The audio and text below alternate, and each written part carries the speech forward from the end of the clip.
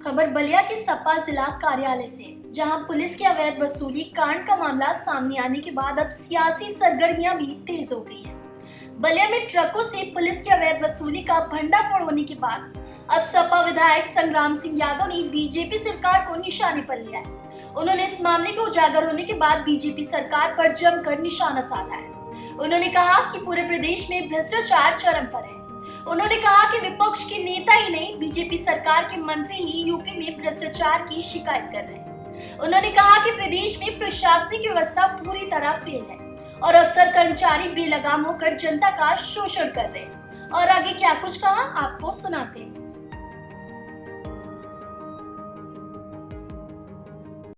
जी विधायक जी, आपने एक मामला जो है सदन में उठाए थे, वो पूरा मामला क्या था? अभी देखा गया कि आपके जो मामले में उठाए गए हैं उससे बहुत बड़ी कार्रवाई हुई है।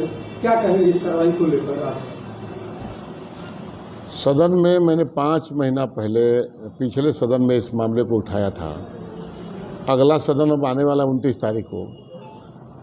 जो भी हम लोग सदन में उठाते हैं, क्या अगले सदन का ये अधिकारी इंतजार करते हैं? मैं समझ नहीं पा रहा हूँ। नरही थाने के बारे में मैंने एक एक चीज़ सरकार के सामने विधानसभा में रखा था।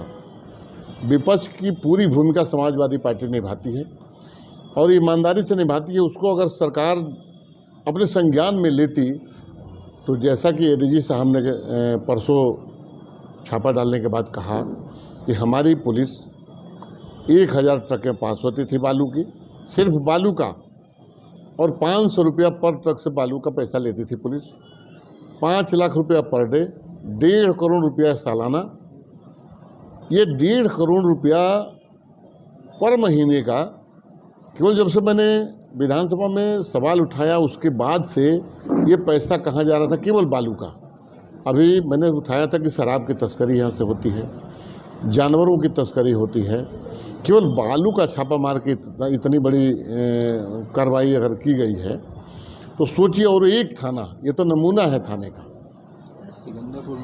दूसरी चीज़ें मैं ये कहना चाहता हूँ कि आज तक के इतिहास में कभी पुलिस को देख करके पुलिस को भागते हुए मैंने नहीं देखा। एडीजी साहब ने स्वीकार किया कि मैंने 2 पुलिस पकड़ा और 3 पुलिस फरार हो गए। दरोगा थाना कूद करके फरार हो गया। एडीजी आए, डीआईजी आए, तो पहले मैंने देखा था कि डीआईजी और आईजी और एडीजी का स्वागत होता था, थाने पर चूना लगाया जाता था, पूरा पुलिस महकमा उनके स्वागत में खड़ा रहता था।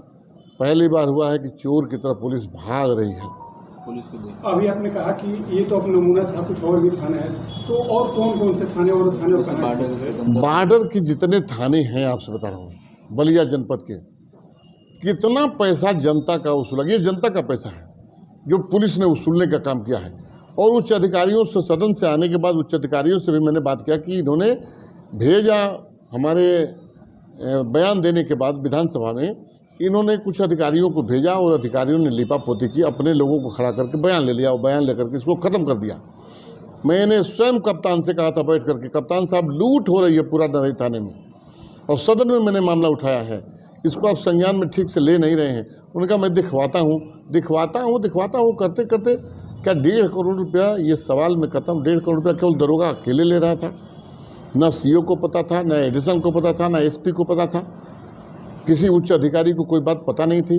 अगर पता नहीं थी तो ऐसे अधिकारी को नौकरी करने का अधिकार क्या है कि 1.5 करोड़ रुपया वो दरोगा कमा रहा है, जिसकी तनख्वाह कम से कम 50-60 हज़ार, 70-80 हज़ार ये होगी, और वो दरोगा 1.5 करोड़ रुपया महीना कमा रहा है। निश्चित रूप से इसमें सभी अधिकारियों की, जो उच्च अधिकारी हैं वो जिम्मेदार हैं, उनकी मिली भगत है। अब डायरी निश्चित रूप से पकड़ी जाएगी। लीपापोती अगर सरकार नहीं कर रही है तो सरकार, एक और बात मैं कहना चाहता हूँ कि गंगा के किनारे, घाघरा के किनारे, बॉर्डर के हमारे थानों के पास ये शराब के गोदाम क्यों खोले गए? उन शराब के गोदामों से पहले कितना खपत होती थी, उन दुकानों से कितना खपत होती थी पहले, और आज ये खपत कई गुना बढ़ कैसे गई है। एक पत्रकार ने हमने बधाई देना चाहता, पूछा एडीजी साहब से कि सर ये शराब की तस्करी बैरिया थाने से हो रही है, तो बैरिया के शायद एसओ को लाइन हाजिर किया गया। ये कार्रवाई बहुत छोटी है। जनता का पैसा इतना लूटने वाले लोग, मैं 6 महीने की बात करता हूँ, 6 महीने की बात करता हूँ, जितना पैसा इन लोगों ने लूटा है 3 से 4 करोड़ रुपया पर महीना, वो तो 1.5 करोड़ को दे के बालू पर देख के गए हैं डीजी साहब।